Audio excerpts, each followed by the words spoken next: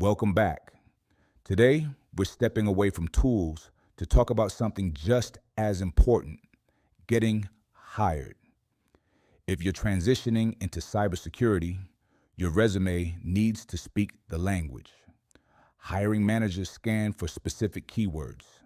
If they don't see them, they move on in about 6 seconds. Start with a summary line that says what you're targeting. Not IT professionals seeking opportunities. That's vague. Write entry-level SOC analyst with hands-on experience in log analysis, incident triage, and vulnerability assessment. Specific. Next, reframe your existing experience in security terms.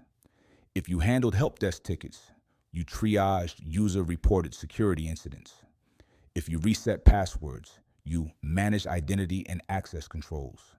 You're not lying. You're translating what you already did into the vocabulary of the field you're entering.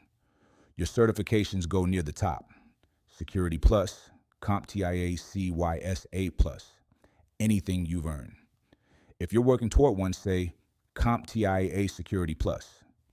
In progress, expected Q3 2026. That shows momentum. LinkedIn mirrors your resume, but adds voice. Use the headline field for your target role, not your current job title. Write a summary that tells your story.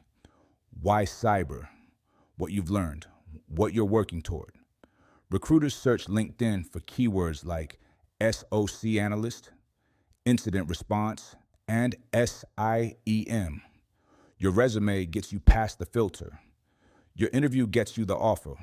We'll prep for that next.